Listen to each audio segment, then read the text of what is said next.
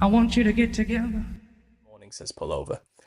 You know, the thing about cannabis is I can see its benefits, especially for those with things like MS, or cerebral palsy, where it can help them, stop shaking. I get all that. I've seen it and it works. I understand. As a medication, it certainly has its benefits and uses. It's a perfectly natural herb that grows from the ground, which we can ingest and use for purposes that can be good for us. I can see that. God created it. It's not evil inherently, but mankind has a propensity to overdo things and abuse things, genetically engineer and change and modify to make more powerful, and turn it into something that it never should have been to begin with, and then therefore abuse it even further to get them into states that they never should have been getting into with that herb to begin with. And you can see there's room for abuse there, right?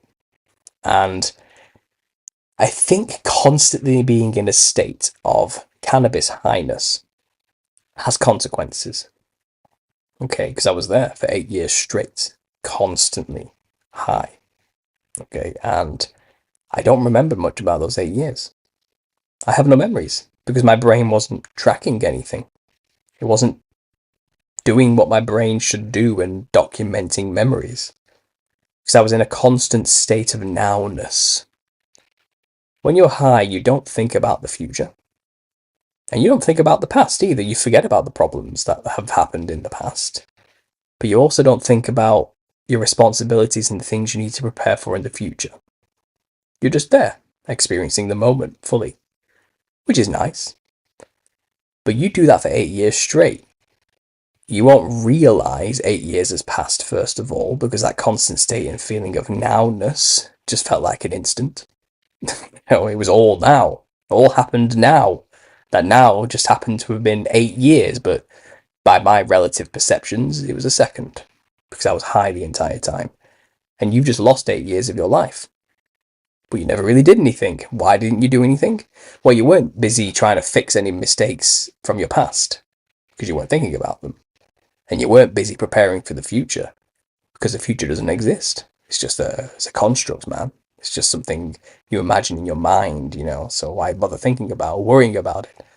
And 8 years passes and you've gone nowhere. Nothing's happened in your life. You haven't improved. You haven't gained any more skills. You haven't earned any more money or got to a position in a company where you can be considered to have any status or purpose. You haven't started a family. You haven't done anything. You've stagnated. You've wasted your life. Yes, that's the major issue with cannabis. It makes you okay with being bored. And being bored is a driving factor that pushes people to do stuff and make something and accomplish things and build things. It's there for a reason. When I quit and went cold turkey, and after those 2 weeks were over, I got over the initial shock to the system because it's not that addictive. It's more of a habit thing you've got to break. But once you get past it and you're through it and you've actually been sober, the first thing I noticed is I was dreaming again, and I was having terrifying nightmares and dreams initially. Partially, I think a lot of it was down to demonic attack, mainly because I was giving up advice demons within me enjoyed me doing, because they enjoyed doing it through my senses. So there's that, but also I think my ability to actually naturally dream was coming back to me. So that's something I forgot existed until I truly went sober. And most of the dreams were terrifying because I forgot what it was like to dream. Dreams are scary because it's like this is like real life, but it's nuts. Like that can be overwhelming when you've not done it in 8 years. But now I dream every night and I'm used to it, and I learn from my dreams, and I think they're a truly spiritual experience. And I'm not saying I'm not astral traveling or anything, but there's certainly room for dreams, and I don't say I fully understand them, and I think a lot of them are from God. Maybe that's our true way of communicating with, or how God communicates with us. I don't know. But there's something about dreams which are necessary. I do feel like having these dreams helps me deal with reality in ways I prior wasn't doing when I wasn't dreaming constantly high all the time. So there's that. That's an immediate benefit. Another thing I noticed when I quit initially as well is, well, I had a lot of money. It's very expensive. It's an expensive habit to keep up. And I suddenly that was a rude awakening to how much money I had wasted on this stuff, and how much better off I was financially for stopping. So that's a huge motivator, certainly. Um, but again, negative things is that whole being in the now thing, never thinking about things that happened to you in the past. Well, suddenly I remembered everything that happened in the past that I was running away from and didn't deal with, or hadn't emotionally processed.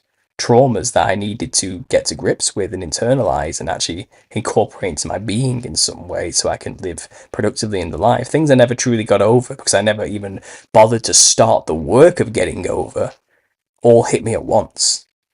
And I had to start the grueling work of processing these past events that I otherwise wanted to suppress. Okay, so you can either deal with them one at a time as they come, or you can deal with it all at once after suppressing it and kicking the can down the road for 8 years on cannabis. It's up to you, but that's not a pleasant experience, and it's something you will have to confront if you're were like me and you're about to quit. To be prepared for that. And also, suddenly the future became very apparent. I'm getting old. I haven't achieved much. I need to do something with my life. I need to do something with myself. I need to actually apply myself in some way. I need to build something. And, you know, since then, I became a manager of a supermarket. I acquired leadership knowledge and what it means to be a leader of a team, for example. And now I have managerial experience that I can have on my CV for the rest of my life, which will help me give a leg up anywhere I go from now on, hierarchical wise or financially. So there you go, great benefits straight away because I applied myself after quitting cannabis because I realized I needed to. And it was something I was avoiding for so long. I was wasting my potential. And then further realizing after all that, I don't need a company. I could be self-employed, applying my potential even further, and building foundations for the future, starting a family, which I've done as well. All these things I don't think I ever would have achieved if I had continued down the path of using that drug, of smoking cannabis continuously, because I never would have thought about it. I don't need a family. I don't need to worry about the future. I'm just going to enjoy this butterfly flying past me right now. Isn't the sunset nice? Just be in the moment. Look at all these people worrying about life. Idiots. Look at them. Places to be. Acting all busy with their briefcase, and their suit. What fools. They don't get it like me, man. Why can't they just be like me, just take it easy and just do everything as it comes, and go with the flow.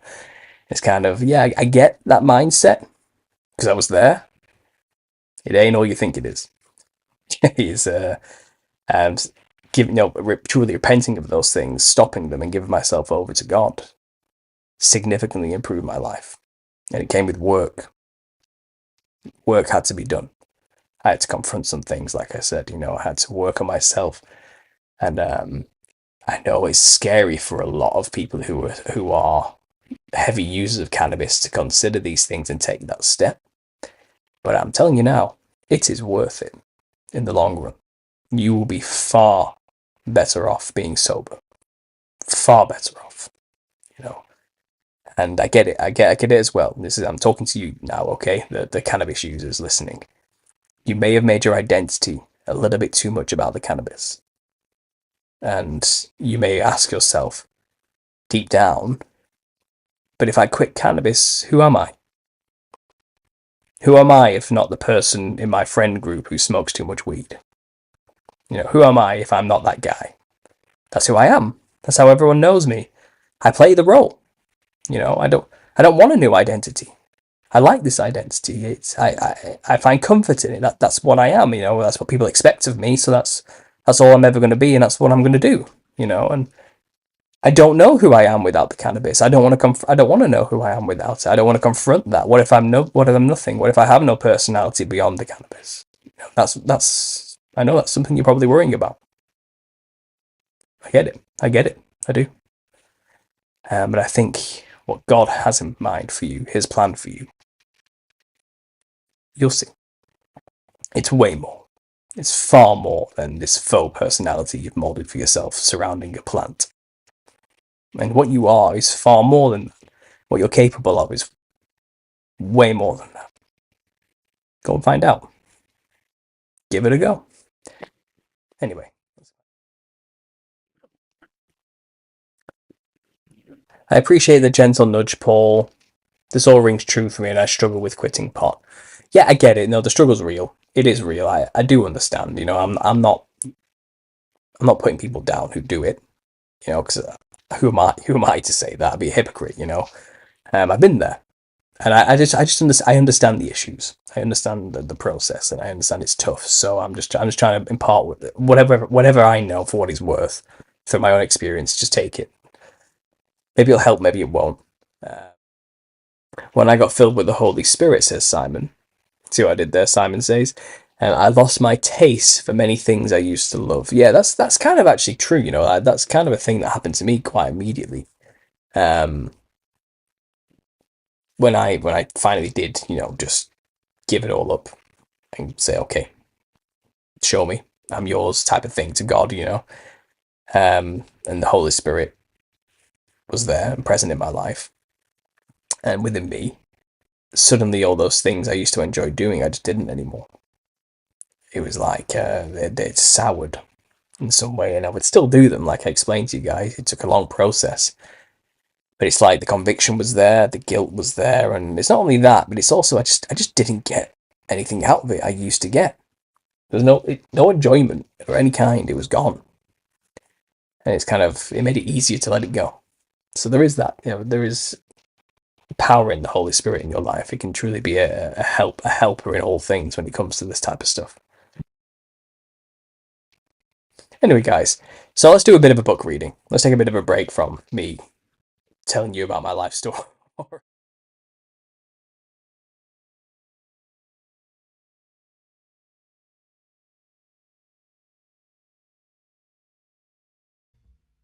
I want you to get together.